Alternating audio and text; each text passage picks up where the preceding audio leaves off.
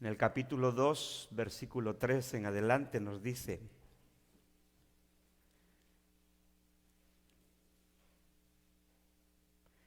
nadie os engañe en ninguna manera, porque no vendrá sin que antes venga la apostasía y se manifieste el hombre de pecado, el hijo de perdición, el cual se opone y se levanta contra todo lo que se llama Dios o es objeto de culto, tanto que se sienta en el templo de Dios como Dios, haciéndose pasar por Dios. ¿No os acordáis que cuando yo estaba todavía con vosotros os decía esto? Y ahora vosotros sabéis lo que lo detiene, a fin de que a su debido tiempo se manifieste. Porque ya está en acción el misterio de la iniquidad, solo que hay quien al presente lo detiene hasta que él a su vez se ha quitado de en medio. Y entonces se manifestará aquel inicuo, a quien el Señor matará con el espíritu de su boca y destruirá con el resplandor de su venida. Inicuo cuyo advenimiento es por obra de Satanás con gran poder y señales y prodigios mentirosos, y con todo engaño de iniquidad para los que se pierden por cuanto no recibieron el amor de la verdad que se les para ser salvos. Por esto Dios les envía un poder engañoso para que crean la mentira, a fin de que sean condenados todos los que no creyeron a la verdad, sino que se complacieron en la injusticia. Pueden sentarse, hermanos.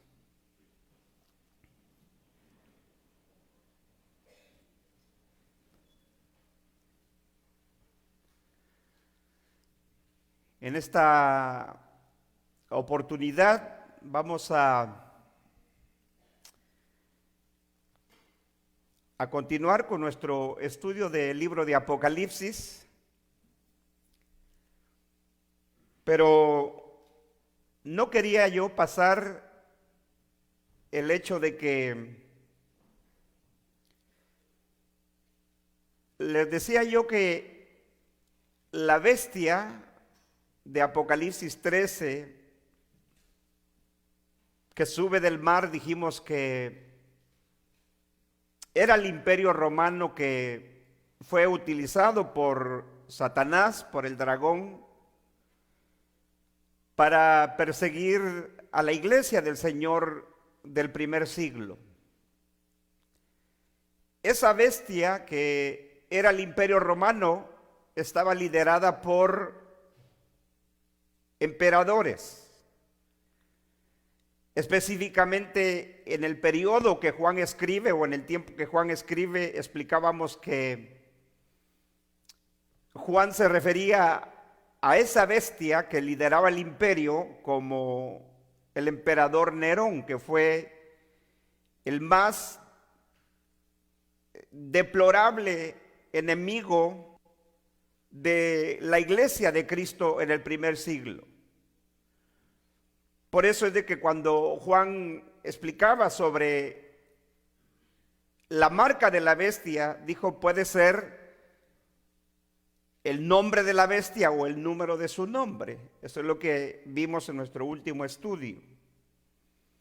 Y dijimos que Juan quería que los creyentes de Asia Menor, a quien les escribe el libro de Apocalipsis, ellos pudiesen identificar por ese número, por el 666, pudiesen identificar a quién él se estaba refiriendo.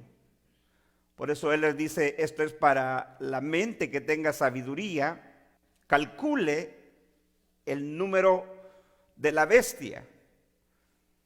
Entonces dijimos que la bestia es en sí el imperio romano, pero liderado por sus reyes. Por eso Juan en el capítulo 17 nos dijo que los 7 montes eran, las 7 cabezas de la bestia que sube del mar eran 7 montes y también eran 7 reyes. 5 de ellos han caído, uno es y uno está por venir, y cuando venga es necesario que dure poco tiempo. Entonces Juan da un doble significado de la bestia de Apocalipsis 13. significa tanto el Imperio Romano, que su capital era Roma, donde estaban las 7 montañas, y también significaba sus reyes, es decir, sus líderes que lideraban esa bestia, ese imperio que eran los emperadores. Y cuando Juan escribe Apocalipsis, es inevitable olvidar de que es durante el periodo de Nerón que ocurrió esas terribles persecuciones para el pueblo de Dios, y es cuando Juan escribe el libro de Apocalipsis.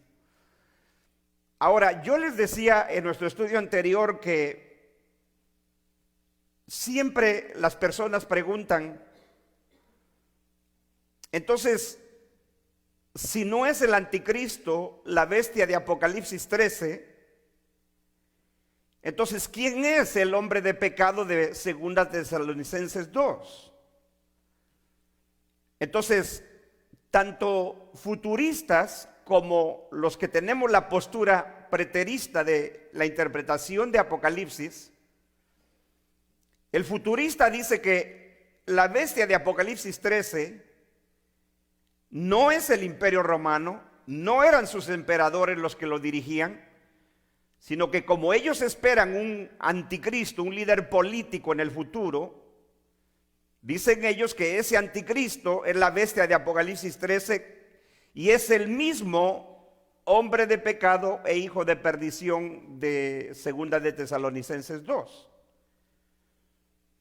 Nosotros creemos, y eso es lo que yo le decía la semana pasada, que la bestia de Apocalipsis 13 es el Imperio Romano liderado por sus emperadores, específicamente por Nerón, que es el periodo que Juan está describiendo de esas persecuciones. Entonces, nosotros creemos que el hombre de pecado y el hijo de perdición que Pablo menciona en 2 de Tesalonicenses 2 es la misma bestia de Apocalipsis 13. Tanto Juan como Pablo están escribiendo sobre el mismo personaje, ¿sí? Sobre el mismo individuo. Y esto es interesante porque tanto Juan como Pablo, ellos pudiesen haber dicho, es fulano, y ellos hubieran dado el nombre.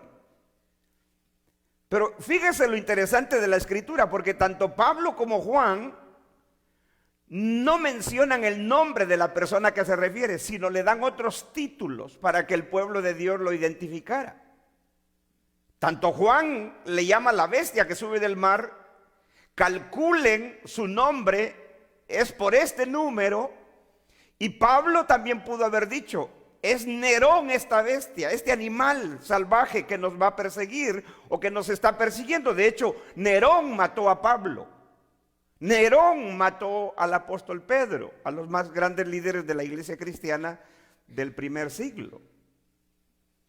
Pero Pablo, igual que Juan, ponen ese misterio, ¿no? Y le llama a Pablo hombre de pecado, hijo de perdición. Juan le llama la bestia. Calculen su nombre por medio de este número. Esto es para el que tenga sabiduría. Entonces, eso es interesante. Entonces, lo que yo quiero hacer en esta tarde, en este día, hermanos, es que nosotros comparemos la similitud, el paralelismo entre el hombre de pecado, que menciona Pablo aquí, y la bestia de Apocalipsis 13. Vamos a ver cómo tanto Pablo como Juan estaban hablando del mismo individuo. ¿Sí? El futurista dice que la bestia de Apocalipsis 13 y el hombre de pecado de 2 de Tesalonicenses 2 es el mismo personaje, es el anticristo. Lo tremendo de esto es de que ni Apocalipsis, ni Juan en Apocalipsis, ni Pablo en todas sus cartas,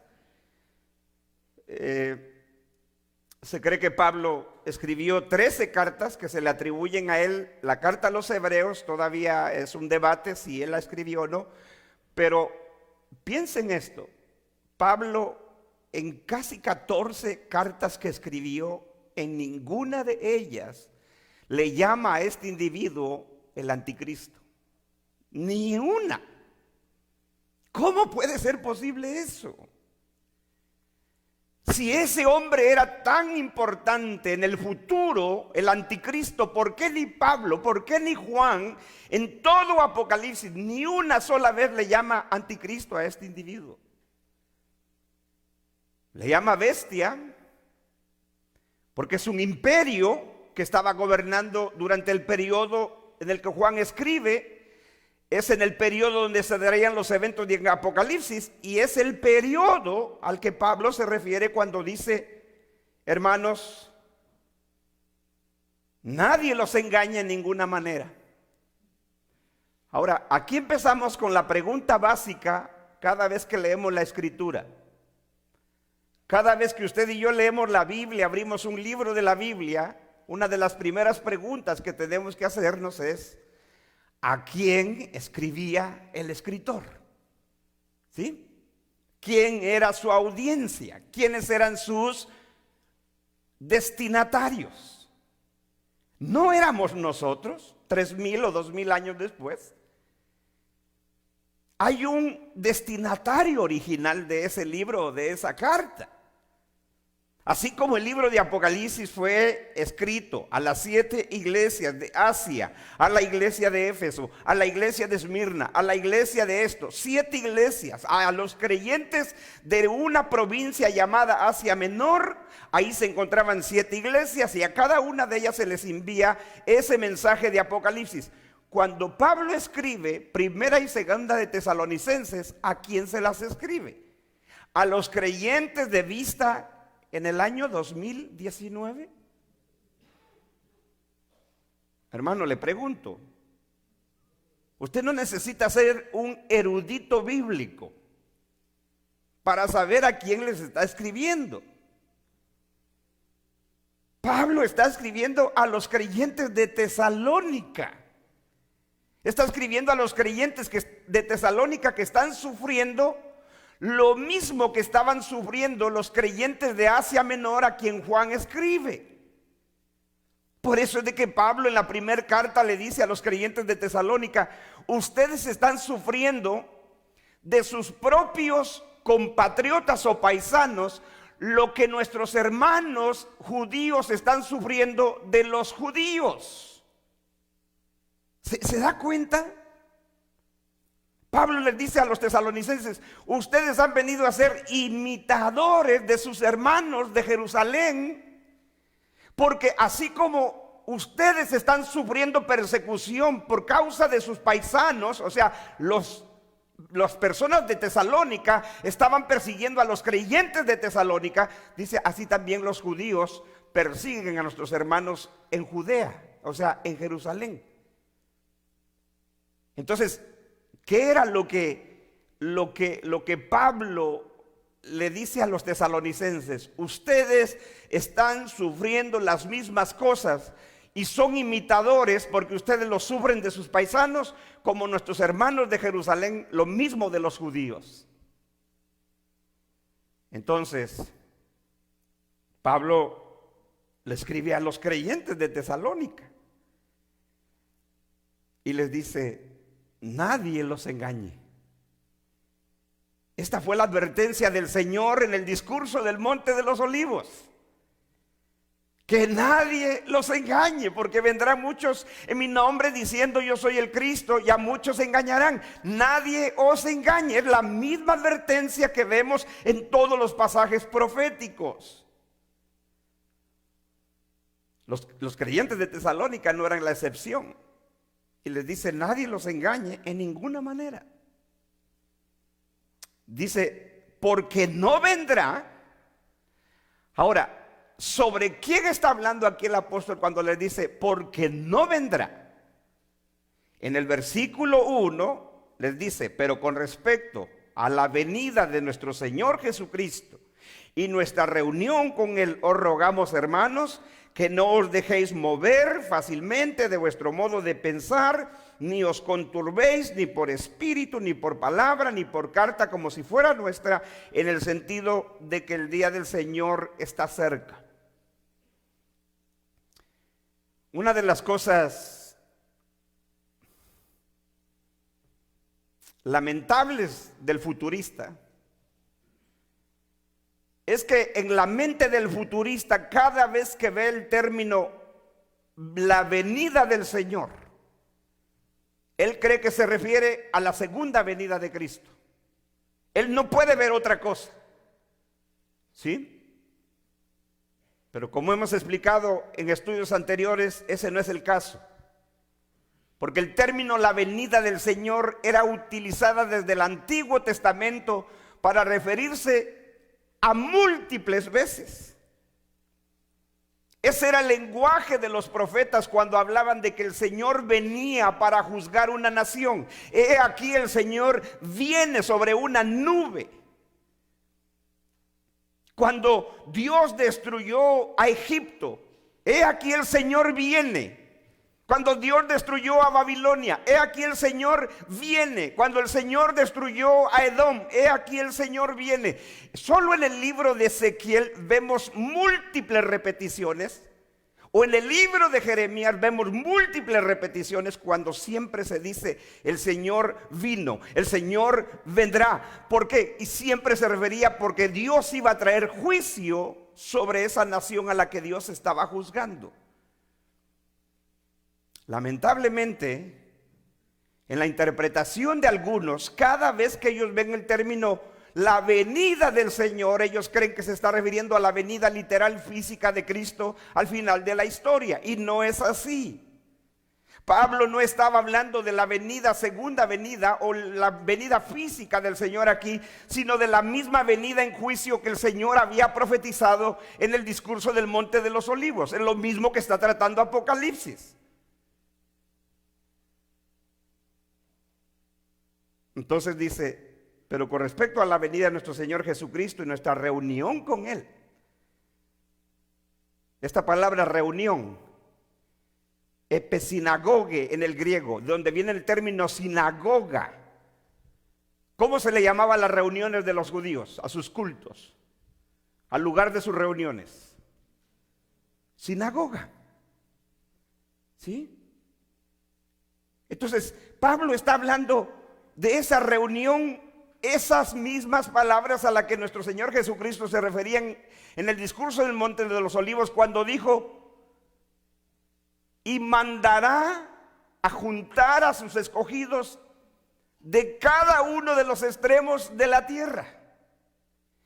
Si usted quiere ver más sobre ese estudio, escúchelo, cómprelo, ahí está en la página de internet, cuando el Señor se refiere en el discurso del Monte de los Olivos, y mandará a recoger a sus escogidos de los 4 puntos de la tierra, usted se dará cuenta que no se refiere al arrebatamiento, mucho menos tal cosa. Esta reunión a la que Pablo se refiere es la reunión del pueblo de Dios que Dios estaba salvando en ese periodo. En ese periodo antes de que viniera el Señor en juicio contra la nación de Israel. No nos vamos a enfocar mucho en eso. Lo que yo me quiero enfocar es en el paralelismo que existe entre la bestia de Apocalipsis 13 y este hombre de pecado, hijo de perdición. Entonces el apóstol Pablo está corrigiendo a los tesalonicenses, a diferencia de que el Señor no estaba corrigiendo, como dicen algunos futuristas, que el Señor, cuando explica el discurso del Monte de los Olivos, estaba corrigiendo a los discípulos. No, el Señor en el discurso del Monte de los Olivos no estaba corrigiendo a sus discípulos, estaba diciéndoles le estaba respondiendo lo que ellos le preguntaron. Señor, dinos, ¿cuándo será esto y qué señal habrá cuando esto vaya a suceder? En el caso de Pablo sí está corrigiendo a los creyentes de Tesalónica, porque ellos estaban siendo engañados de que el Señor ya había venido, de que esa venida de la que nuestro Señor había hablado ya había ocurrido. Y eso es lo que Pablo corrige aquí. Esa venida en juicio, porque aquí todavía, cuando Pablo escribe las cartas a Tesalónica, no había caído el templo y no se había destruido Jerusalén como parte del juicio de Dios. Por lo tanto, él les está diciendo, no, el Señor no ha venido, Él no ha venido en juicio todavía. Él no lo ha hecho todavía. Entonces les dice, no se dejen mover de vuestro modo de pensar, ni se conturbéis. Mismas palabras del Señor en el discurso del Monte de los Olivos. No se alarmen. Esa palabra conturbarse, no se alarmen.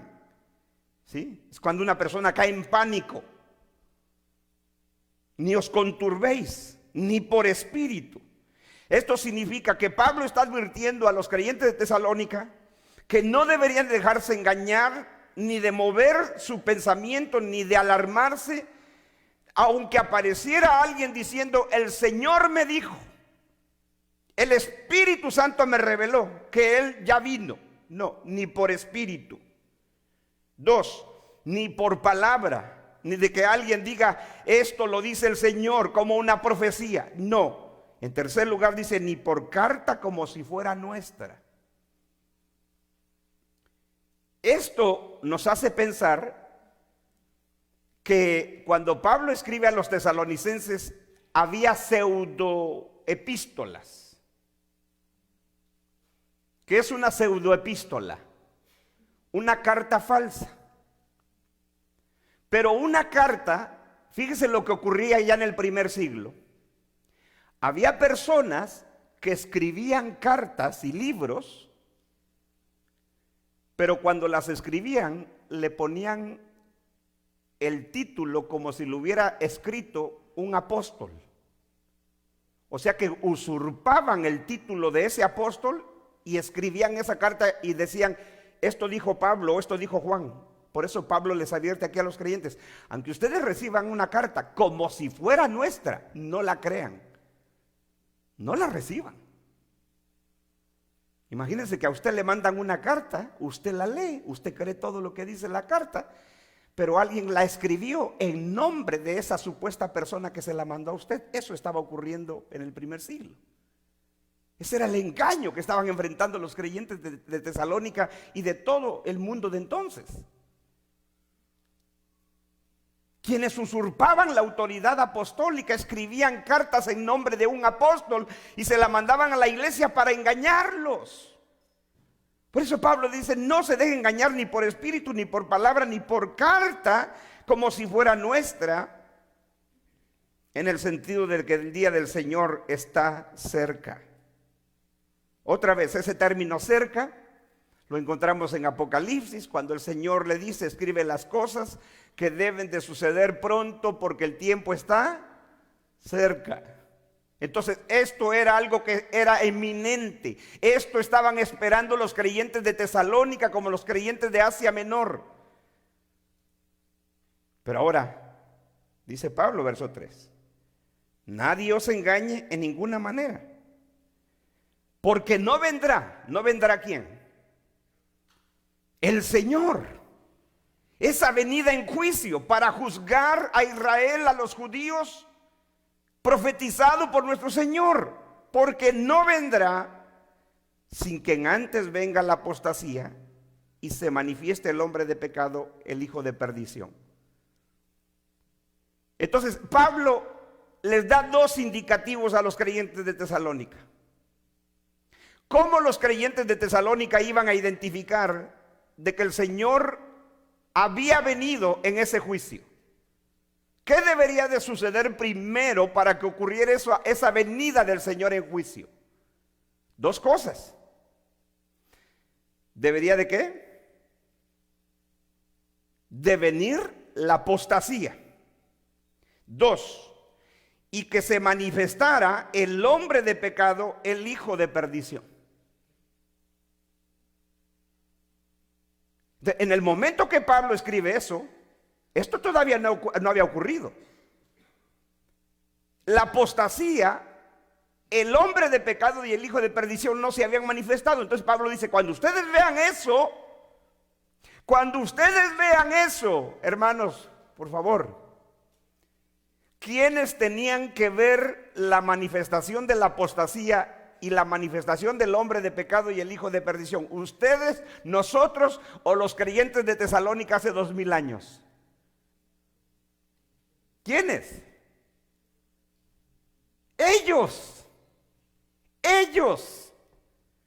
Por lo tanto, Si ellos tenían que ver la manifestación del hombre de pecado y el hijo de perdición, no podía estar hablando el apóstol Pablo de un anticristo 2000 años después. Porque los creyentes de Tesalónica lo tenían que ver. Él se va a manifestar primero antes de que el Señor venga.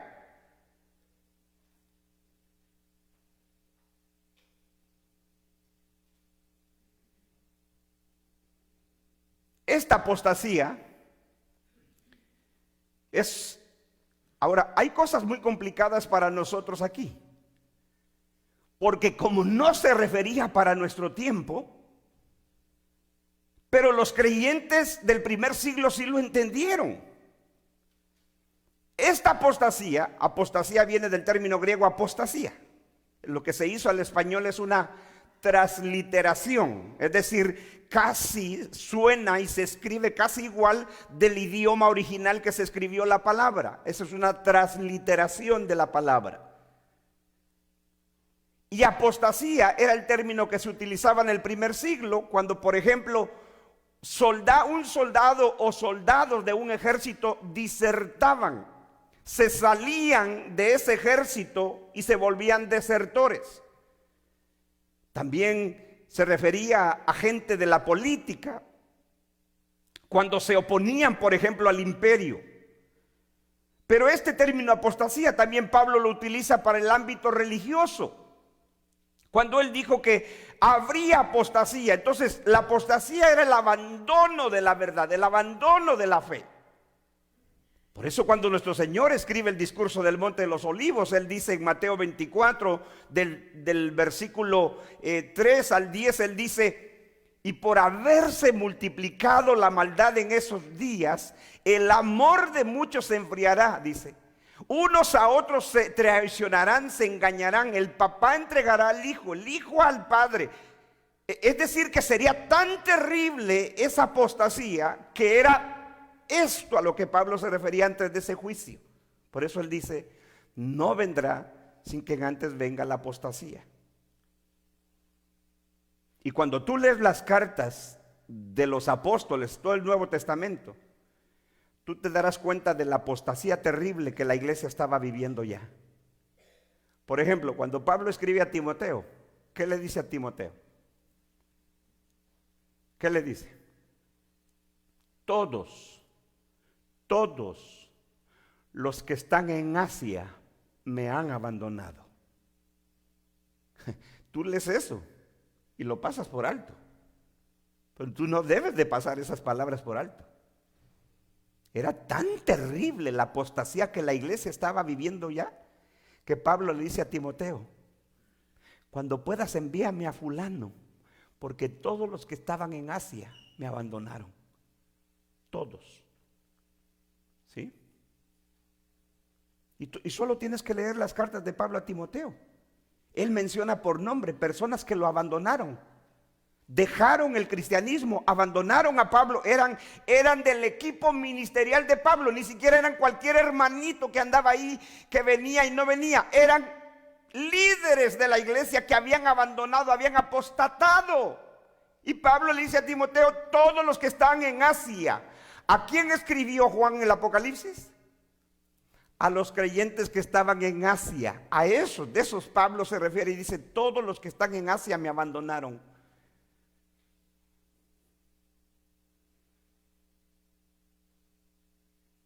Pero donde nos vamos a centrar es en la otra evidencia, en la otra señal que ellos iban a ver antes de que el Señor viniera en juicio. ¿Qué dijo? Y se manifieste el hombre de pecado, el hijo de perdición. ¿Sí?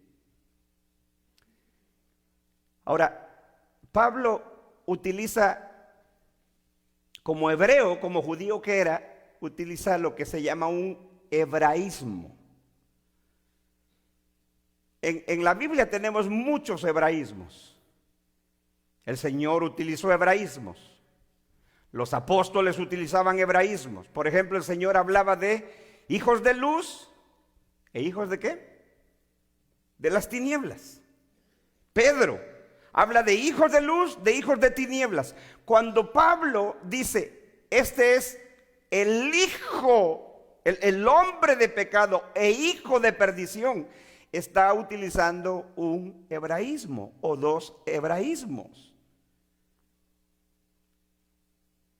Ahora, aquí es donde entra la comparación de la bestia de Apocalipsis 13 y de Apocalipsis 17. Veámoslo.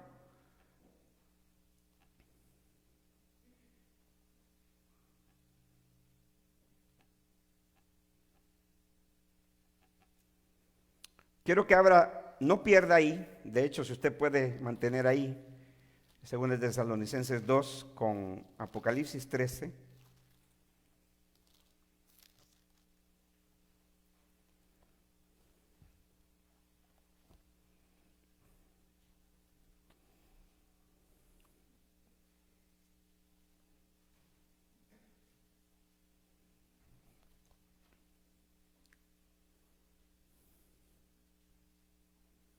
Primero, ¿cómo le llama Pablo a este individuo en Tesalonicenses? ¿Hombre de qué? De pecado. En el griego es antropos, que significa hombre, antropos amartia, que básicamente lo que Pablo está diciendo, este es un hombre que vive sin ley. O sea, no tiene ley, este hombre no respeta ninguna ley. Por eso cuando Daniel profetizó sobre el imperio romano y sobre sus líderes, los reyes, los emperadores, Daniel dice algo interesante ahí. Dice, cambiará la ley y los tiempos. ¿Lo han leído? ¿Lo han leído en Daniel? Cuando habla de esa bestia, de ese imperio, cambiará la ley y los tiempos. Porque hombre de pecado significa no tiene ley. Este no respeta ley. Por eso Pablo utiliza un hebraísmo y dice, este es un hombre de pecado. Hombre de anarquía, traducen otras traducciones de la Biblia. ¿Saben lo que es anarquía? ¿Qué significa anarquía?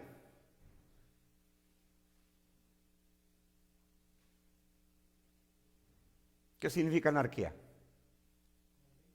Que no hay ley. Nadie respeta la ley.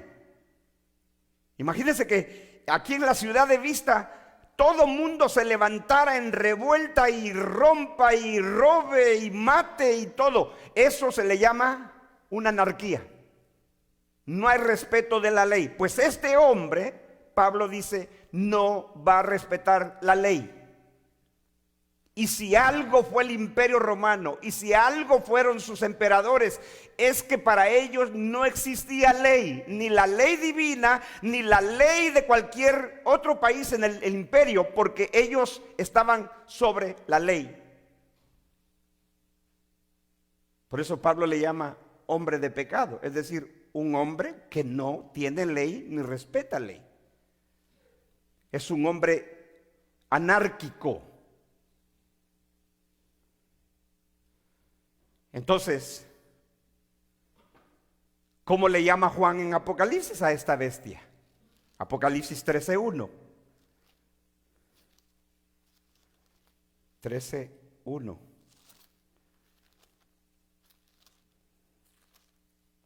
Dice, me paré sobre la arena del mar y vi subir del mar una bestia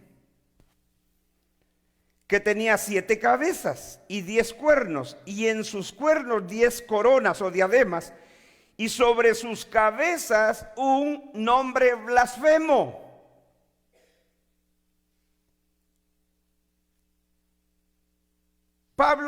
Juan está diciendo, esta bestia sobre sus cabezas, ¿quiénes son sus cabezas? Sus líderes de esta bestia. Es lo que dicen en el capítulo 17, que las 7 cabezas son 7 montes y 7 reyes. 5 han caído, uno es, y cuando venga el otro durará poco tiempo. Exactamente eso ocurrió. Cuando lleguemos a Apocalipsis 17 vamos a explicar cómo fue ese periodo del Imperio Romano, cuando 5 emperadores cayeron, Nerón tomó el poder, pero cuando Nerón cayó, hubo un periodo terrible de crisis en el imperio. Entonces, Juan simplemente dice que sobre sus cabezas, es decir, sus líderes, tienen un nombre blasfemo. Es decir, que el blasfemo no respeta ley, no tiene temor de nada. Él habla lo que sea, no importa a qué ley se refiera. Entonces Pablo le llama hombre de pecado, es decir, un hombre sin ley. Juan dice que sus cabezas de esta bestia tienen un nombre blasfemo. ¿Sí? Yo los invito, hermanos, lean ustedes la historia de Roma. Ahí está en el internet. Deje de ver fútbol un poco. Espero que no vea novelas. Lea un poquito de historia. Usted podrá leer lo que eran los emperadores de Roma. Les contaba de Nerón, la bestia que lideraba este imperio cuando Juan escribía Apocalipsis. Ese hombre era tan malvado que Pablo le llama hombre de pecado, porque para Nerón, Pablo se refería a mismo Nerón que Juan está escribiendo. Nerón no tenía límites de nada. ¿Usted esperaría que alguien tenía límites cuando tenía relaciones sexuales con su propia madre?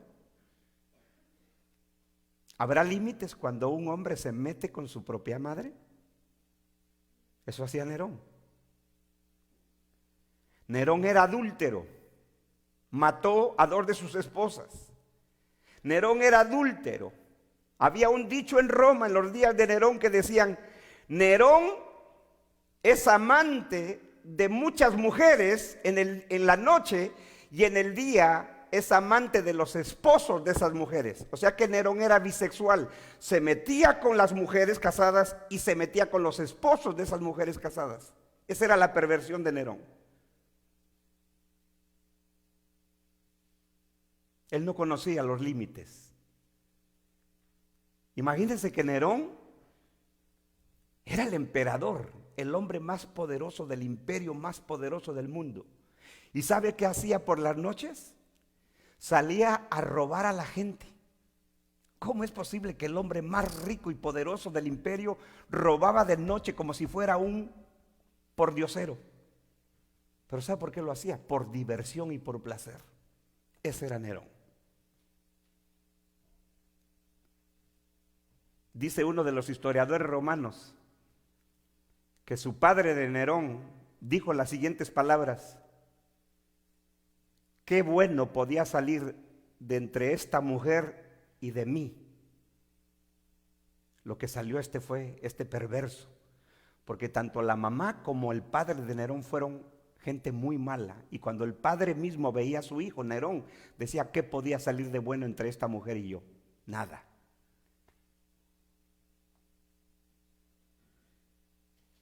Se vestía con ropas de animales, como una bestia, por eso le pusieron la bestia, y tenía relaciones con los hombres, haciendo o aparentando sexo entre un ser humano y una bestia, pero él era la bestia, él era el animal que tenía sexo con hombres. Él no tenía límites, no conocía ley. Por eso Pablo simplemente le llama hombre de pecado. Él es un hombre sin ley, no conoce ley. Y Juan dice: sobre sus cabezas tendrá un nombre blasfemo. Un nombre blasfemo. Por eso se identificó Roma con sus emperadores. Pero Juan se enfoca en uno de ellos, en el que gobernaba. Por eso en 17 dice, las 7 cabezas son 7 montes y también son 7 reyes. 5 han caído, uno es, y cuando venga el otro durará poco tiempo. Y así sucedió. Cuando Juan profetiza esas palabras, dice 5 han caído, uno es, y cuando venga el otro durará poco tiempo. Así sucedió. Hubo un periodo después de Nerón, que hubo un periodo que se le llamó el periodo, donde en un periodo de 7 meses cayeron 4 emperadores, 3 fueron asesinados.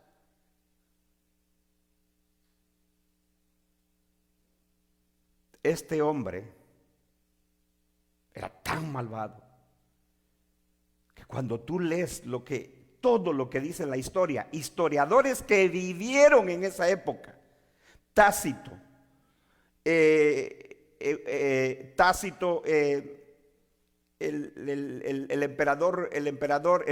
historiador Josefo, y tú puedes leer otros historiadores de donde viene la historia del Imperio Romano, y es increíble lo que Nerón fue. Y lo que fue peor, fue el mayor asesino de los cristianos del primer siglo. Ese hombre no, imagínese usted, para matar a su propio hermano, matar a su madre, tener sexo con su madre, tener sexo con hombres, con mujeres. ¿Este hombre podía tener compasión de indefensos cristianos? ¿Podía él tener compasión de ellos? No. Los persiguió, los encarceló, los quemó vivos, los asesinó, los mandaba a la arena del circo romano, en el Coliseo, para que fueran destrozada el cuerpo de papá, mamá, los niños, por leones salvajes que les arrojaba este hombre a los hermanos en la fe. Y lo hacía por diversión, para divertirse.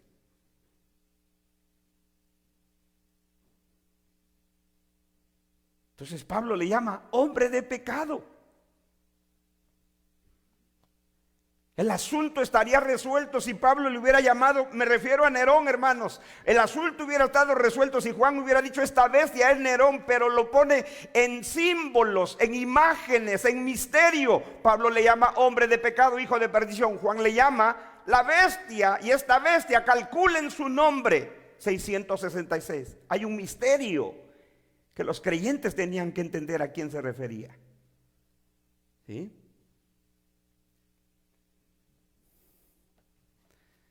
En segundo lugar, o hablando sobre el mismo individuo, hijo de perdición. ¿Sí? Hijo de perdición. Otro hebraísmo. ¿Qué significa hijo de perdición? Que su destino es la perdición. ¿A quién más? ¿De quién más se refirió el Señor Jesús con este mismo hebraísmo? De Judas Iscariote. ¿Sí? En el libro de San Juan, capítulo 17, verso 12, si usted quiere leerlo, ¿qué dice ahí? San Juan 17,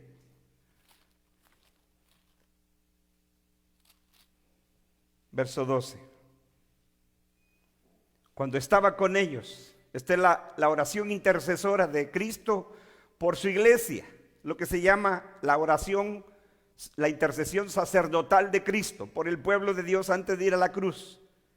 Dice, cuando estaba con ellos, es decir, con el creyente, con el pueblo, con los redimidos. Cuando estaba con ellos en el mundo, yo los guardaba en tu nombre. Y a los que me diste, yo los guardé, y ninguno de ellos se perdió, sino el hijo de perdición, para que la escritura se cumpliese. El Señor le da el mismo título que Pablo le da a este hombre malvado, hijo de perdición. ¿Qué significa? Su destino es la perdición. La escritura, dice el Señor, para que se cumpliese la escritura. Quiere decir que cuando nuestro Señor, cuando los profetas profetizaron de Judas Iscariote, la escritura ya había predicho de que Judas Iscariote iba a la perdición. Por eso le llama hijo de perdición.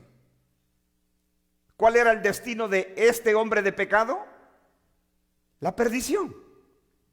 Su destino es la perdición. No había salvación para él.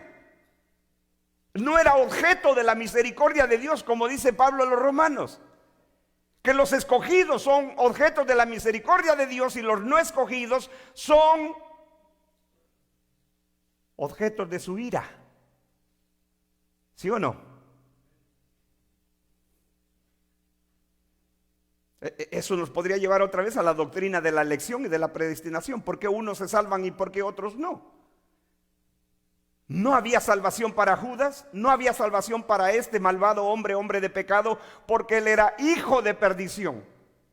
Este va a la perdición.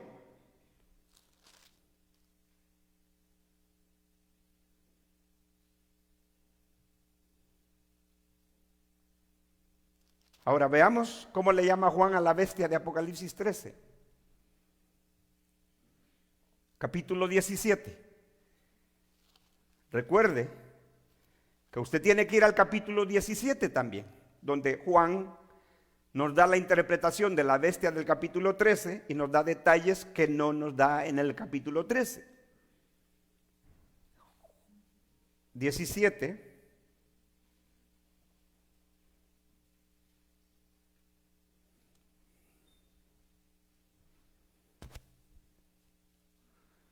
Le dice el Señor a Juan, dice, la bestia. ¿Cuál bestia? En Apocalipsis hay dos bestias, ¿verdad? La que sube del mar, la que sube de la tierra. Pero cuando Juan se refiere a la bestia aquí, ¿a qué bestia se está refiriendo? A la que sube del mar, al imperio, liderado por sus emperadores.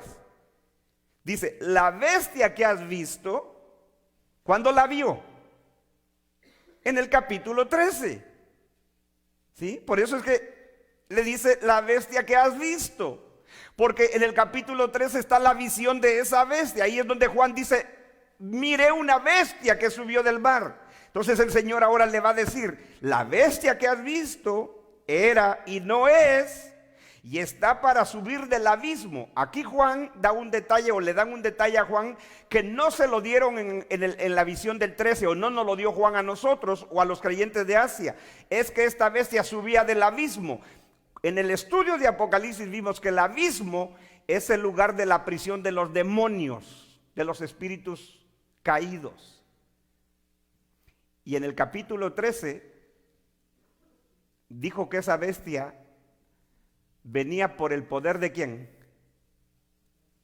Del dragón, porque el dragón le dio su poder y su autoridad a la bestia que subía del mar.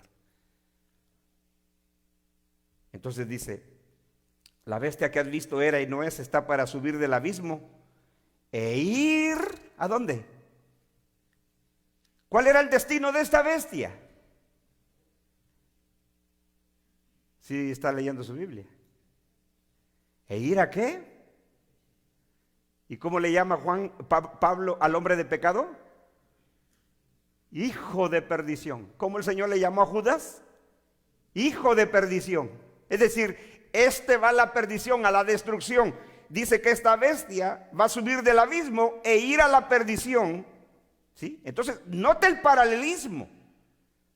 Note lo idéntico de la descripción de ambos escritores, que se están refiriendo al mismo individuo. En tercer lugar,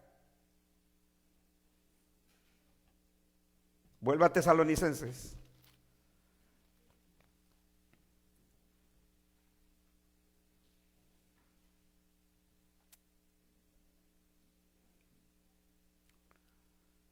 Versículo 8.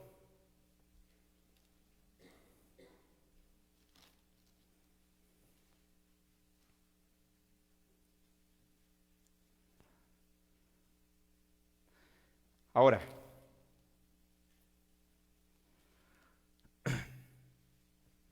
Pero antes de ver eso, vea esto en el versículo 4. Dice, entonces le llama a Pablo hombre de pecado, hijo de perdición. Es decir, un hombre sin ley y alguien que va a la perdición. ¿Qué dice Apocalipsis? En sus cabezas tiene un nombre blasfemo y la bestia va a la perdición. Verso 4. Dice que este hombre de pecado, hijo de perdición, dice, él, el cual se opone, como es hijo, como es hombre de pecado, es decir, no conoce ley, dice, el cual se opone y se levanta contra todo lo que se llama Dios y es objeto de culto o es objeto de culto, tanto que se sienta en el templo de Dios como Dios, haciéndose pasar por Dios. Entonces, ¿cuál es la otra característica que Juan menciona de este hombre? Que él usurpa el lugar de Dios.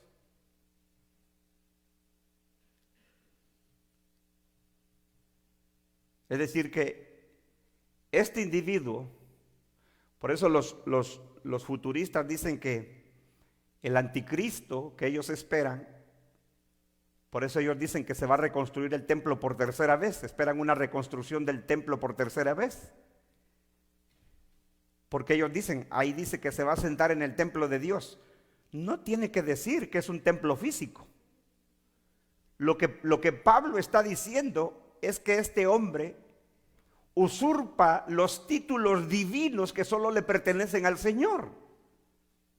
Y eso fue lo que hizo el imperio con sus emperadores, sobre todo Nerón. Se proclamó Dios. A Nerón lo llamaban Dios, hijo de Dios. Todos los títulos que Jesús tenía, los tenía Nerón.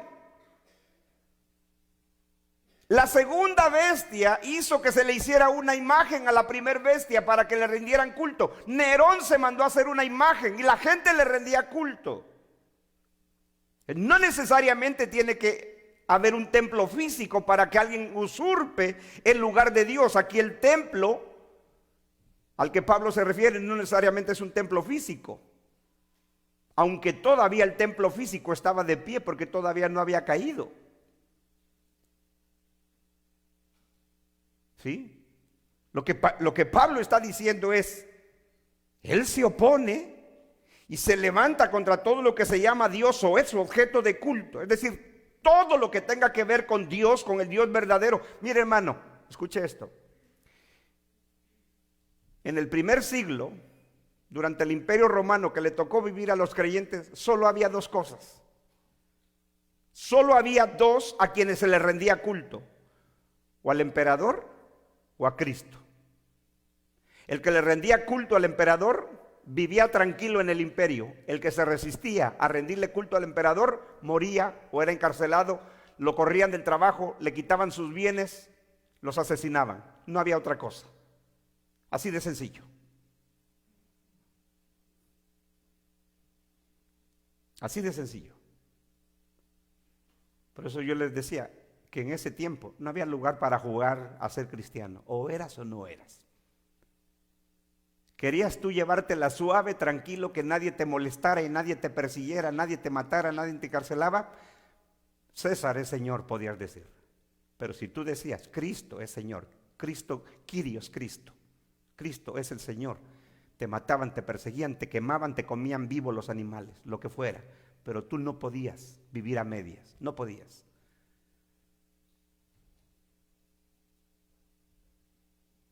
Porque este hombre se levantó contra todo. Dice Pablo, este hombre se va a levantar y se opone y se levanta contra todo lo que se llama Dios o es objeto de culto, tanto que se sienta en el templo de Dios como Dios, haciéndose pasar por Dios. Ahora, ¿qué dice Juan de la bestia? Juan capítulo 13.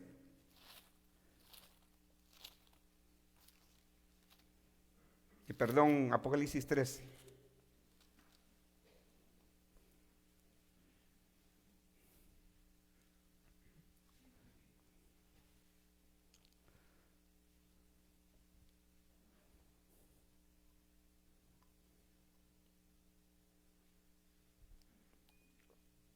¿Lo tienen?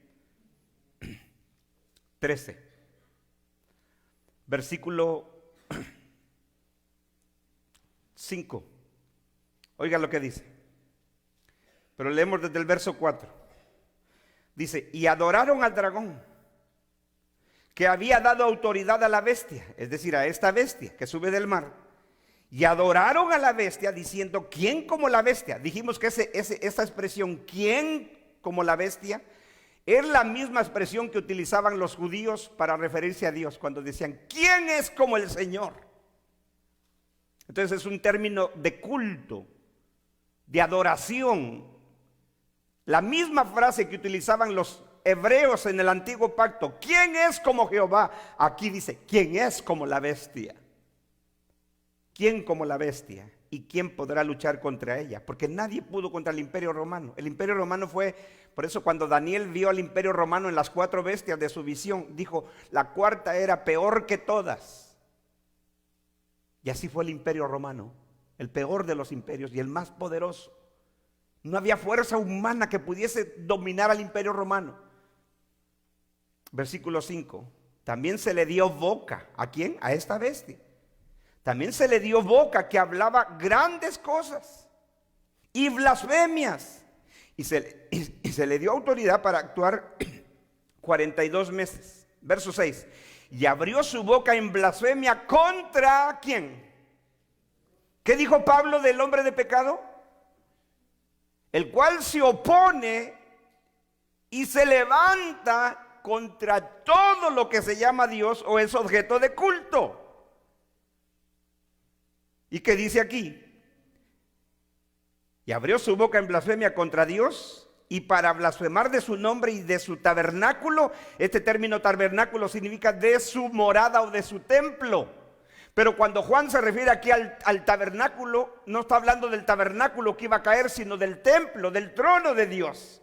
Por eso cuando Pablo escribe Tesalonicenses no está refiriéndose al templo físico, porque Nerón nunca tomó el templo físico, aunque los romanos entraron al templo físico y lo destruyeron, pero nunca se sentó literalmente Nerón como Dios en el templo de los judíos. Era un acto de adoración a la bestia, por eso dice, para blasfemar de su nombre, de su tabernáculo y de los que moran en el cielo. ¿Se da cuenta? Para blasfemar contra Dios. Blasfemar de su nombre, de su templo, de su tabernáculo, de su morada. ¿Y qué dijo Pablo? Este hombre se levanta y se opone contra todo lo que se llama Dios o es objeto de culto. Ahora, vamos a ir al libro de Daniel para que usted vea cómo Daniel le había profetizado de esto. Daniel capítulo 7.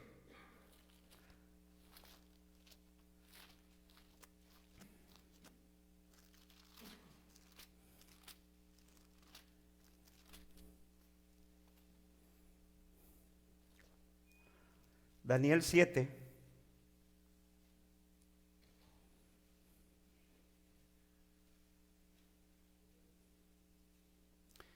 Por eso, esto destruye la interpretación futurista. Porque ellos dicen que la bestia de Apocalipsis 13, el hombre de pecado de 2 Tesalonicenses y esta bestia de Daniel son lo mismo, es el anticristo. Pero es muy fácil destruir la postura futurista. ¿Por qué? Porque la cuarta bestia que ve Daniel es nada más y nada menos que el imperio romano. Las 4 bestias de Daniel son 4 imperios y el último es el imperio romano. Y el imperio romano fue el imperio que dominaba en los días de Cristo y en los días de la iglesia del principio.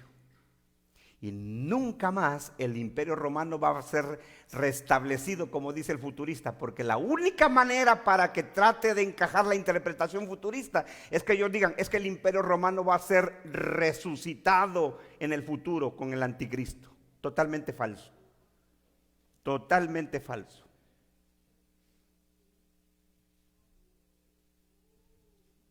la interpretación futurista es tan extrema, como alguien dice,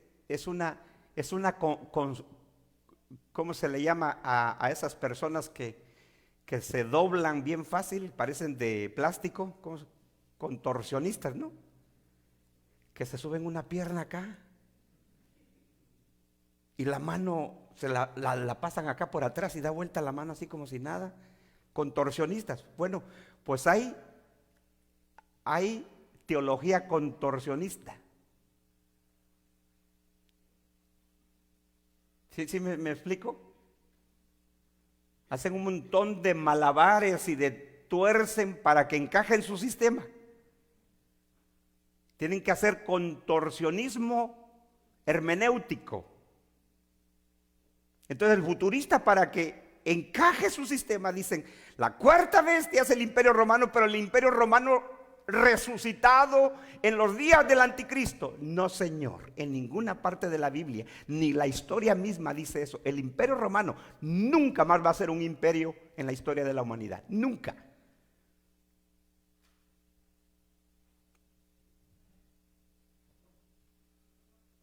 Entonces dice Daniel, escuche bien, mire lo que dice, verso 7. Después de esto miraba yo en las visiones de la noche, he aquí la cuarta bestia, ¿sí? Entonces la visión es de 4 bestias, ¿correcto? La primera bestia, verso 4, la segunda bestia, verso 5, la tercera bestia, verso 6, y verso 7, cuarta bestia, dice. Ahora, note lo interesante de esto, dice, después de esto miraba yo en la visión de la noche, y aquí la cuarta bestia, espantosa, terrible y en gran manera fuerte, la cual tenía unos dientes grandes de hierro, devoraba y desmenuzaba, y las obras hollaba en sus pies, y era muy diferente de todas las bestias que vi antes de ella, y tenía 10 cuernos. ¿Cuántos cuernos tiene la bestia de Apocalipsis 13? 10 cuernos. Versículo 8, mientras yo contemplaba los cuernos, he aquí que otro cuerno pequeño salía de entre ellos. El otro cuerno pequeño, el cuerno pequeño de Daniel, era la bestia a la que Juan se refiere, que calculen su nombre, Nerón. El líder del imperio en ese momento que Juan está escribiendo. Por eso dice, salió un cuerno pequeño entre ellos, y delante de él fueron arrancados 3 cuernos de los primeros, y aquí que este cuerno tenía ojos como de hombre. Entonces Juan está diciendo, este es un individuo. Del imperio va a salir un individuo. Tiene ojos como de hombre, ¿qué dice? Y una boca que hablaba grandes cosas. ¿Qué dice Apocalipsis? También se le dio que hablara grandes cosas. Versículo 6, versículo 5 de Apocalipsis 13, léalo. ¿Lo tiene? No lo pierda. Apocalipsis 13, 5. También se le dio boca que hablaba grandes cosas. ¿Qué dijo Daniel?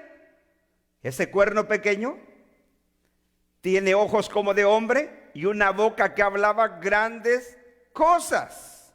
Ahora, vaya al versículo 25 para no detenernos más en el tiempo. Dice, ahí mismo en Daniel 7, dice, y hablará palabras contra el Altísimo, y a los santos del Altísimo quebrantará, es decir, a los creyentes, a los que Juan está hablando que perseguiría esta bestia.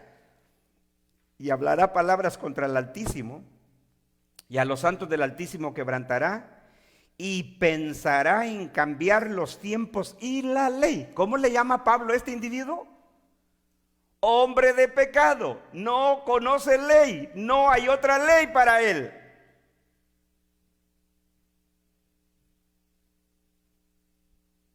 Y pensará en cambiar los tiempos y la ley, y serán entregados en su mano hasta tiempos y medio tiempo, es decir, 3 años y medio. ¿Cuánto iba a gobernar esta bestia? Versículo 5, Apocalipsis 13, 5. También se le dio boca que hablaba grandes cosas y blasfemias, y se le dio autoridad para actuar 42 meses. ¿Cuánto es 42 meses, mis hermanos? 3 años y medio. En las palabras de Daniel es tiempo tiempos y medio tiempo, 3 años y medio.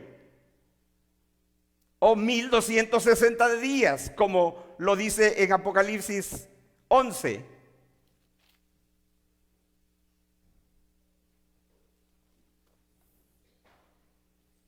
Bien, entonces, él se opone y se levanta contra todo lo que se llama Dios o su objeto de culto, dijo Pablo de el hombre de pecado, y Juan dice, y se le dio boca que hablaba grandes cosas y blasfemias, abrió su boca en blasfemias contra Dios, contra su templo, su morada, su tabernáculo y contra los que moran en el cielo.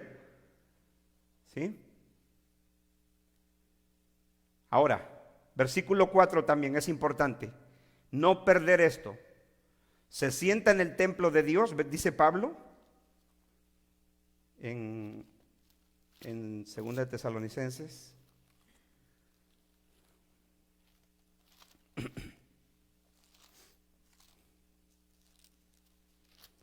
Dice verso 4, el cual se opone y se levanta contra todo lo que se llama Dios en su objeto de culto, tanto que se sienta en el templo de Dios, haciéndose pasar por Dios. Entonces, él se proclama Dios y él demanda adoración para su persona. Entonces, es lo mismo que dice Apocalipsis.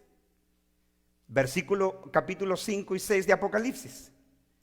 Es interesante porque en los mismos versículos estamos viendo los detalles tanto de Pablo como de Juan. Dice, también se le dio boca que hablaba grandes cosas y blasfemia, se le dio autoridad para actuar 42 meses, verso 6, y abrió su boca en blasfemia contra Dios para blasfemar de su nombre, de su tabernáculo y de los que moran en el cielo.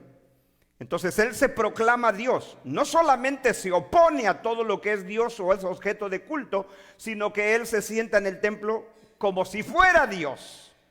Ahora, es importante recordar, no tiene que ser que él se sentó literalmente en el templo de Jerusalén, porque eso no ocurrió. Lo que sí ocurrió fue que cuando los romanos tomaron Jerusalén y destruyeron el templo,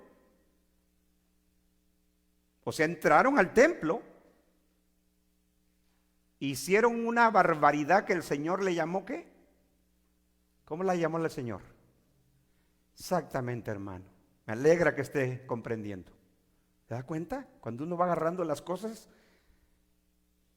cuando ustedes vean en el lugar santo la abominación desoladora, ¿cómo la llama Lucas en Lucas 21? Cuando ustedes vean a Jerusalén rodeada de ejércitos, huyan a los montes, porque su destrucción ha llegado. Los romanos entraron al templo, hicieron una matanza de los sacerdotes que ministraban en el templo, corrió sangre en el templo, destruyeron todos los objetos sagrados, así como hicieron los babilonios cuando destruyeron el templo por primera vez. Lo mismo hizo Roma con el templo de Jerusalén en el año 70. A eso se refería el Señor cuando dijo la abominación de la desolación.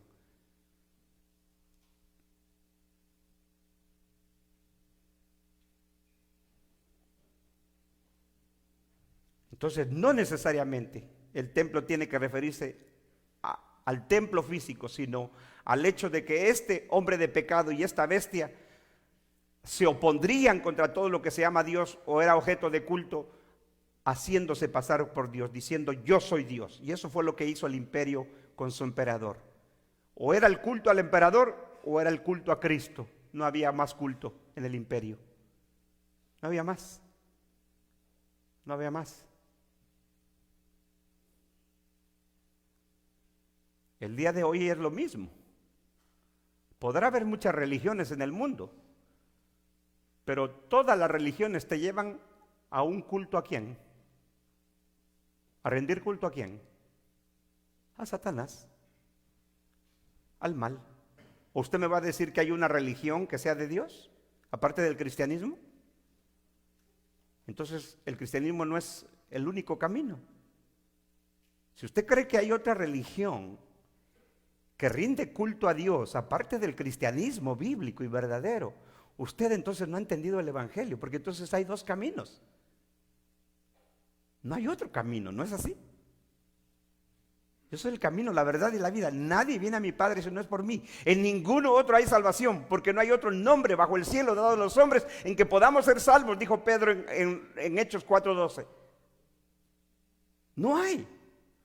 Porque hay un solo mediador entre Dios y los hombres, Jesucristo hombre. Dígame, ¿hay otra religión que pueda llevar al hombre a Dios?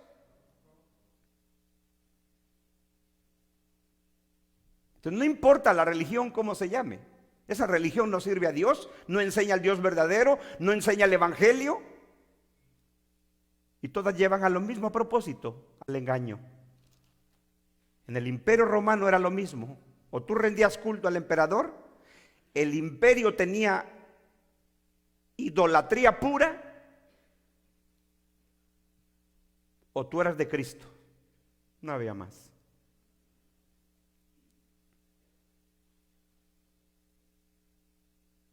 Bien.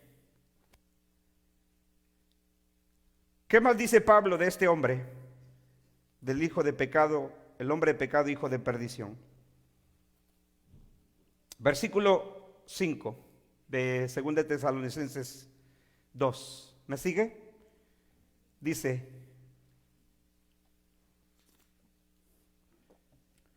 ¿no os acordáis? Pregunta, hermanitos, ¿a quién le dice Pablo que se acuerden? ¿A usted o a ellos? Muy fácil. ¿A quién está hablándoles? ¿A quién les escribió esta carta? A los creyentes de Tesalónica. Por eso les habla en primera persona. ¿No os acordáis? Acuérdense, hermanos tesalonicenses, Pablo había fundado esta iglesia. Lea Hechos capítulos 17 y 18. Él fundó esta iglesia. Dice: ¿no os acordáis que cuando yo estaba todavía con vosotros, es decir, Pablo cuando fundó esta iglesia, les habían hablado de estas cosas? Por eso les dice: acuérdense que yo ya les había dicho esto. Cuando yo estaba todavía con vosotros, os decía esto. ¿Qué les decía? Y ahora, vosotros, otra vez, ¿quiénes son esos vosotros? ¿Los tesalonicenses o nosotros? Ellos. Y ahora vosotros, ustedes saben. Pregunta: ¿sabe por qué nosotros caemos en toda esa maraña escatológica fantasiosa? Porque nosotros estamos tratando de adivinar algo que los creyentes de Tesalónica sí conocían. Esa es la diferencia. ¿Quién será? ¿Será el Papa? ¿Será un presidente? ¿Será esto? ¿Será el otro? No, los creyentes de Tesalónica sí sabían, nosotros no, porque no era para nosotros. Por eso les dice: ahora vosotros sabéis, ustedes lo saben. Hermanos de Tesalónica, ustedes saben. ¿Qué sabían? Ahora vosotros sabéis lo que lo detiene. En otras palabras, Pablo le está diciendo a los creyentes de Tesalónica: ¿por qué no se ha manifestado este hombre de pecado, hijo de perdición, que se levanta contra todo lo que se llama Dios y él toma el lugar de Dios como si fuera Dios? ¿Por qué no ha tomado su lugar? Porque ustedes saben quién lo detiene. Entonces nosotros, 2000 años después, estamos peleándonos. ¿A qué se refería Pablo cuando dice que lo detenía a este hombre de pecado? Entonces empezamos a imaginarnos. Dicen los futuristas: bueno, este era el Espíritu Santo, este es el Espíritu Santo, porque el futurista dice que no se va a manifestar el anticristo hasta que Dios tome a la iglesia, se la lleve al cielo, la arrebate, y cuando se va a la iglesia, se va el Espíritu Santo con la iglesia también.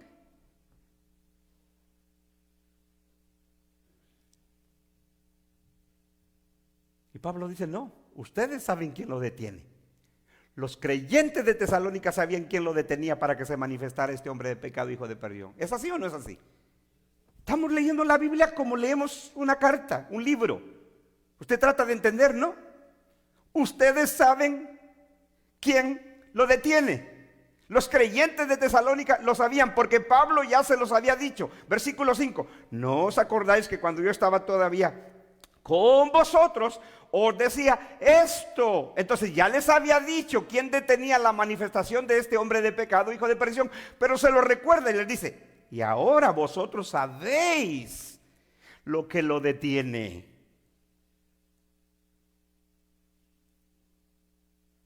A fin de que a su debido tiempo se manifieste. ¿Se manifieste quién?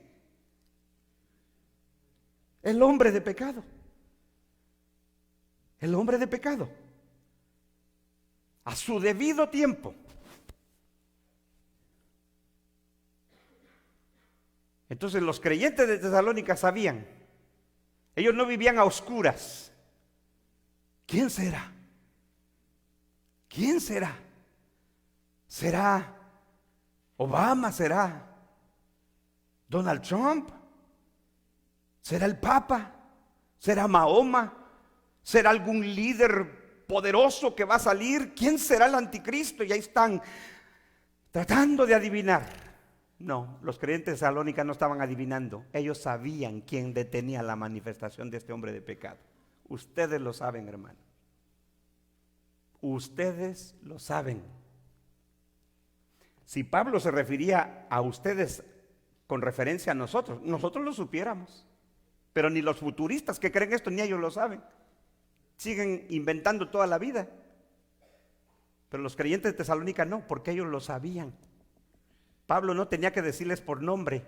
Con estos títulos ellos ya sabían a quién se refería cuando se manifestara. Ahora vosotros sabéis lo que lo detiene, a fin de que a su debido tiempo se manifieste. Versículo 7. Porque ya está en acción el misterio de la iniquidad. Es decir, esa actividad maligna que imperaba en el imperio, en el tiempo de la iglesia del primer siglo. Eso es lo que se llama el misterio de la iniquidad. Solo que hay quien al presente lo detiene otra vez. A ese inicuo, a ese hombre de pecado, ustedes saben lo que lo detiene, para que a su debido tiempo se manifieste. Solo que hay quien lo presente lo detiene, hasta que él a su vez se ha quitado de en medio. Algunos de nuestro campo, del campo preterista, dicen que el que Pablo se refiere, era otro emperador. Algunos. Porque aún en nuestro campo no todos, algo que a mí es muy interesante de la postura preterista es que en la estructura fundamental de la interpretación todos concuerdan en lo mismo. En los detallitos puede haber diferencias, y esta es una de las diferencias, porque también el preterista. Ahora, ¿por qué ni nosotros sabemos a quién se refería Pablo? Porque no nos estaba escribiendo a nosotros. 2000 años nosotros estamos volviendo atrás en la historia de la Biblia y estamos tratando de averiguar a quién se refería Pablo, pero los creyentes de Tesalónica no tenían ese problema porque ellos sabían a quién se refería. Y ellos sabían quién estaba deteniendo la manifestación de este hombre de pecado, hijo de perdición, porque Pablo le llama hasta que él, o sea, él puede ser un individuo, o sea, otro individuo. Entonces algunos en nuestro campo dicen que era otro emperador que tenía que pasar, porque el emperador que fue anterior a Nerón, ¿quién fue? A ver si ya están estudiando historia de Roma. ¿Quién fue el emperador antes de Nerón? Bueno, es más, la Biblia habla de él. ¿Quién era el emperador antes de Nerón?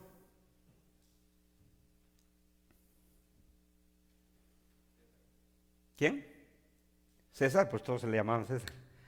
No, es que César se le empezó a llamar a los emperadores desde el primer emperador, que fue Julio César. ¿Sí? Entonces fue Julio César, luego vino Augusto César, Tiberio César. ¿Cuántos llevamos? Julio César el primero, Augusto César el tercero, el segundo, Tiberio César el tercero,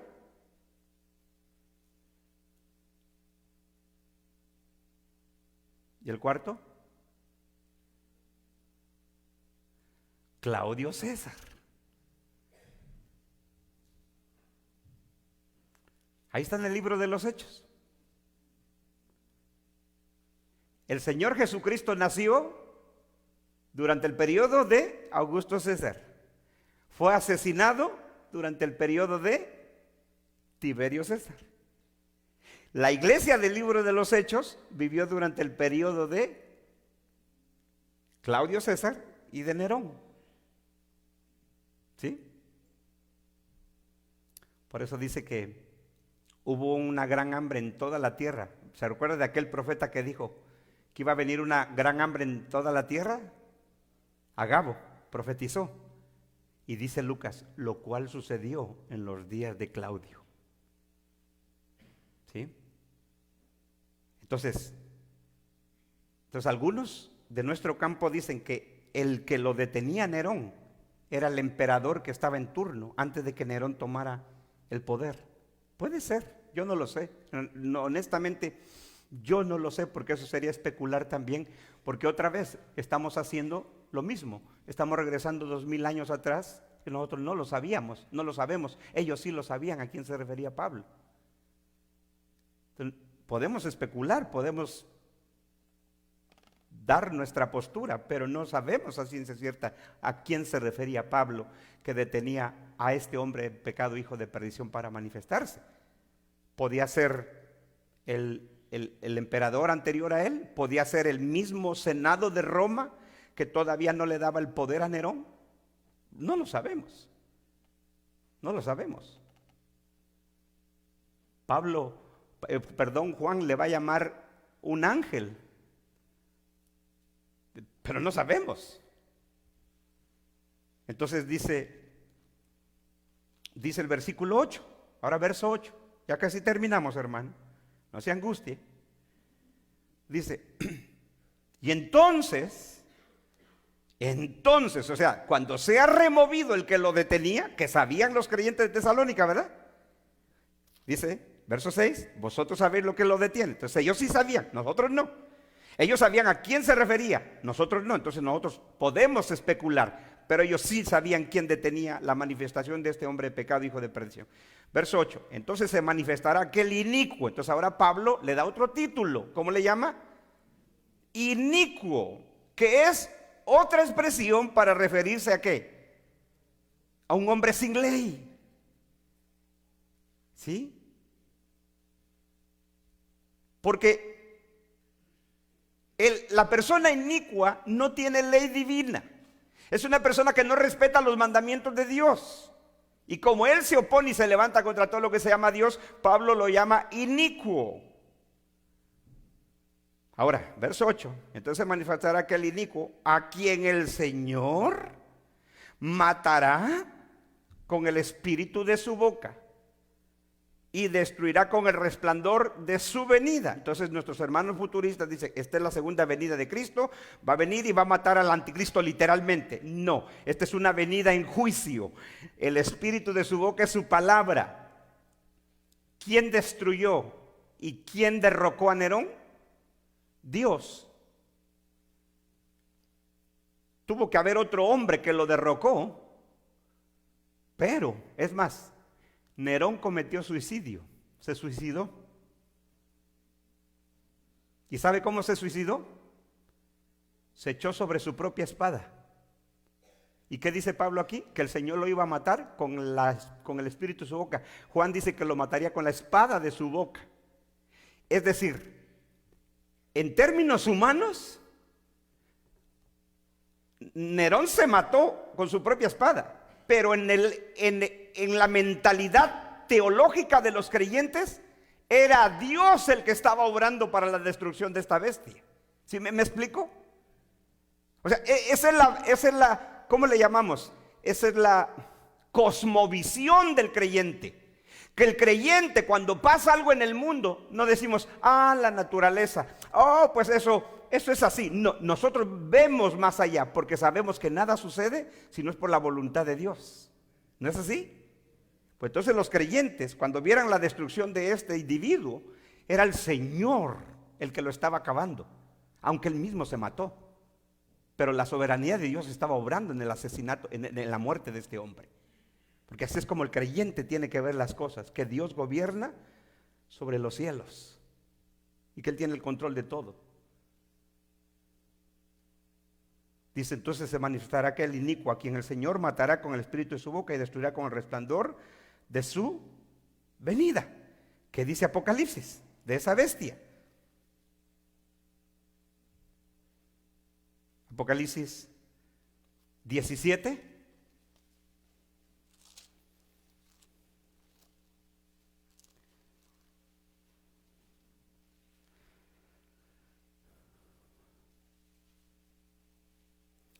Apocalipsis 17, verso 14. Desde el verso 11, para recordar de quién está hablando Juan, dice, la bestia que era y no es también el octavo y es de entre los 7 y va a la perdición. Es decir, los mismos títulos que Pablo le da, hijo de perdición. Y dice, los 10 cuernos que has visto son 10 reyes que aún no han recibido reino, pero por una recibirán autoridad como reyes juntamente con la bestia. Verso 13, estos tienen un mismo propósito, entregarán su poder y su autoridad a la bestia, pelearán contra el cordero. ¿Qué haría esta bestia? Pelearía contra el cordero. Dice, pelearán contra el cordero y el cordero los vencerá, porque él es el rey de reyes y señor de señores, y los que están con él son llamados y elegidos y fieles. Ahora, vaya rapidito a Apocalipsis 19:20, donde vemos al Señor viniendo para destruir a esa bestia. 19:20.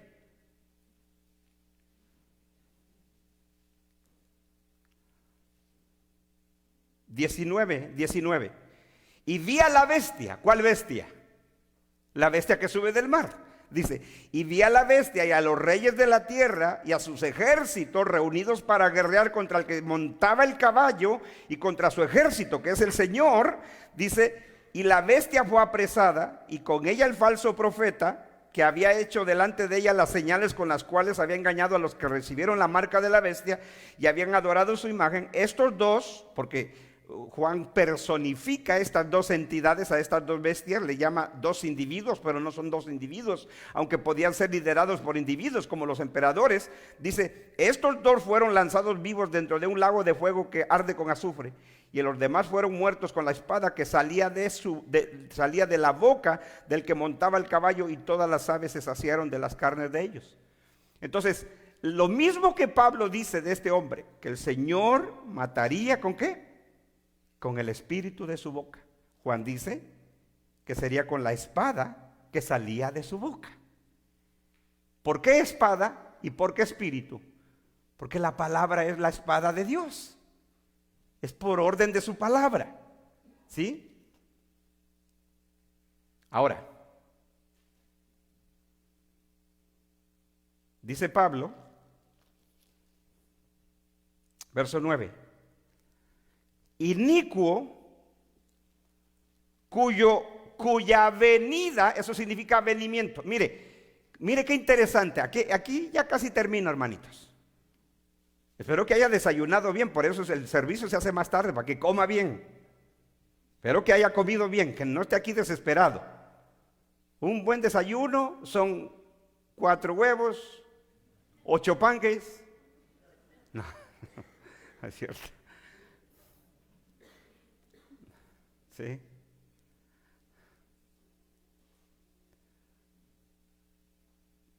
O 3 Big Macs y listo. Dice, inicuo cuyo advenimiento. Esta palabra advenimiento significa venida, que es el mismo término que se utiliza para referirse Pablo aquí a la venida del Señor. Entonces no está hablando de una venida física. Dice, inicuo cuyo advenimiento, venida, es por obra de ¿quién? O sea, ¿quién lo pone a este hombre, a este inicuo, a este hombre de pecado? Satanás. ¿Y quién le da la autoridad a la primer bestia en Apocalipsis 13? El dragón. Satanás, la serpiente antigua. Dice Juan en Apocalipsis 13, te lo leo rapidito para avanzar. Dice, y la bestia que vi era semejante a un leopardo, y sus pies como de oso, y su boca como boca de león, es decir, la combinación de los imperios pasados. Y el dragón le dio su poder y su trono y su grande autoridad. ¿Cómo vendría este inicuo, dice Pablo? Por obra de Satanás, con gran poder y señales y prodigios mentirosos. ¿Sí? ¿Se da cuenta la similitud? ¿La puede ver o no la puede ver? ¿O solo yo la veo? Viene por obra de Satanás. ¿Y quién le da el poder, su trono y la autoridad a la primer bestia? El dragón. ¿Y quién es el dragón? Ya Juan nos dijo en Apocalipsis 12. ¿Quién es el dragón? Satanás, la serpiente antigua. Ya ve, está lloviendo, entonces aquí tenemos que quedarnos un poquito más para no mojarnos. ¿O quiere mojarse? Se enferma, hermano. Yo lo estoy cuidando.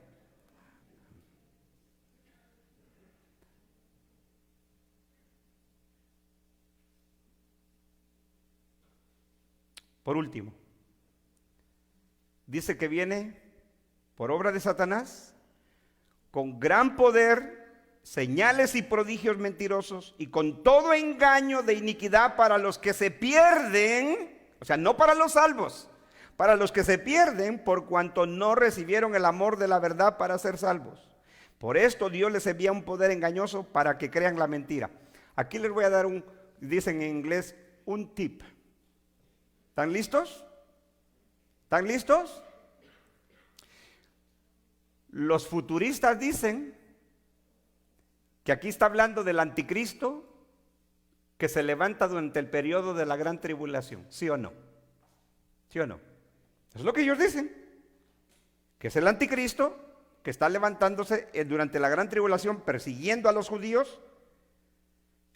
Ahora, aquí hay un asunto. En el sistema futurista, ellos dicen que durante el periodo de la gran tribulación, cuando esté el anticristo, va a ser el periodo más grande de salvación de la historia. Es decir, el más grande avivamiento, cuando más personas... Es más, hay futuristas que dicen que se va a convertir más gente durante el periodo de la gran tribulación que lo que se ha convertido en toda la historia de la humanidad. Mire lo que dice Pablo. Aquí nadie se convierte. Aquí dice y con todo engaño de iniquidad para los que se pierden, por cuanto no recibieron el amor de la verdad para ser salvos. Por eso Dios les envía un poder engañoso para que crean a la mentira, a fin de que sean condenados todos los que no creyeron a la verdad, sino que se complacieron en la injusticia. Pregunta, ¿usted ve salvación aquí? No, está diciendo todo lo contrario. Todo lo contrario, que no hay salvación para los que creyeron la mentira.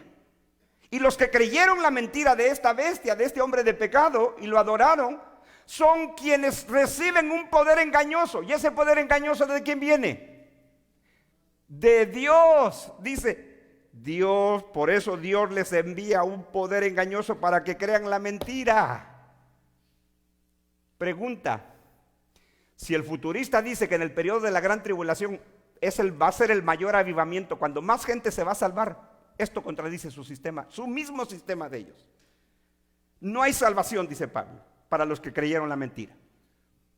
No hay. No hay. Otra contradicción de ellos. Ellos dicen que quien detiene a este hombre de pecado es el Espíritu Santo. Y ellos dicen que el Espíritu Santo se va con la iglesia cuando es arrebatada. La pregunta es, ¿cómo se salva la gente durante la gran tribulación si el Espíritu Santo se fue al cielo? ¿Cómo? ¿No es el Espíritu Santo el que redarguye de pecado a los hombres? Si se fue, no hay salvación. Es un mar de contradicciones. Es un mar de contradicciones el sistema.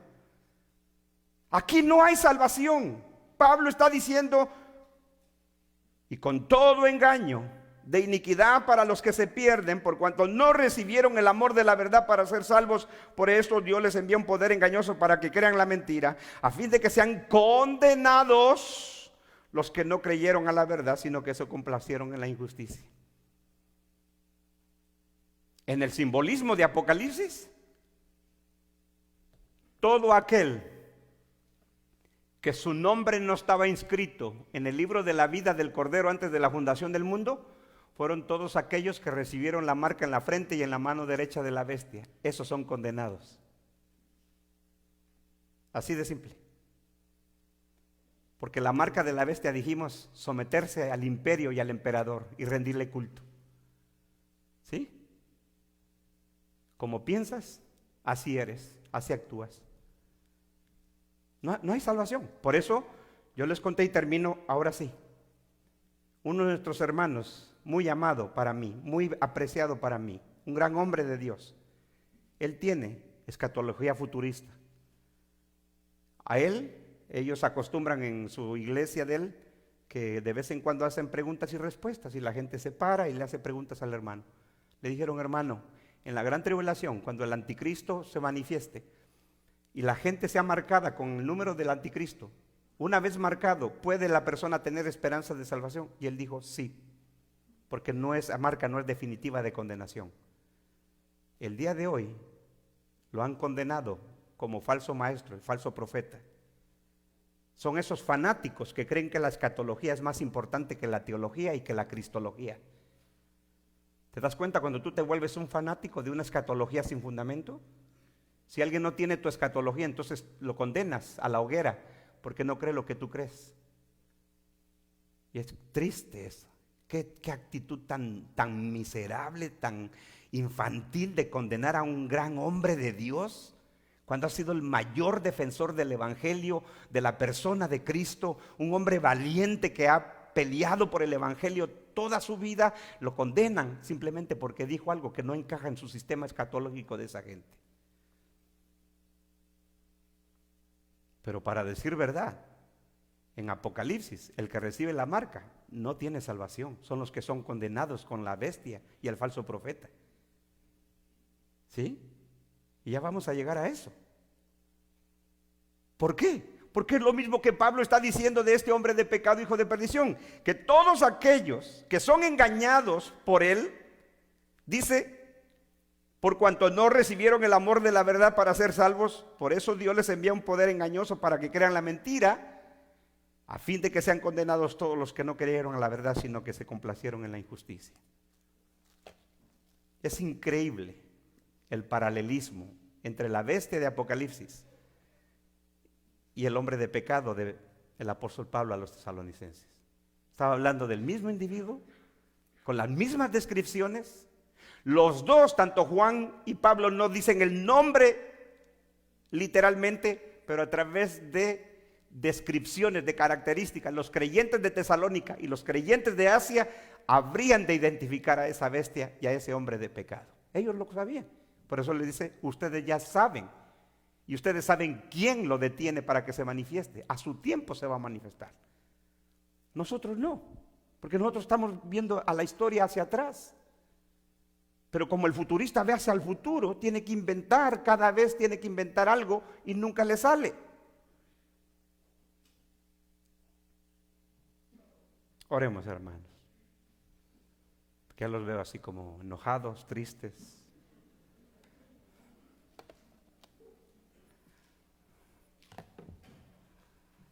Dicen que cuando se tiene hambre las letras no entran, ¿verdad?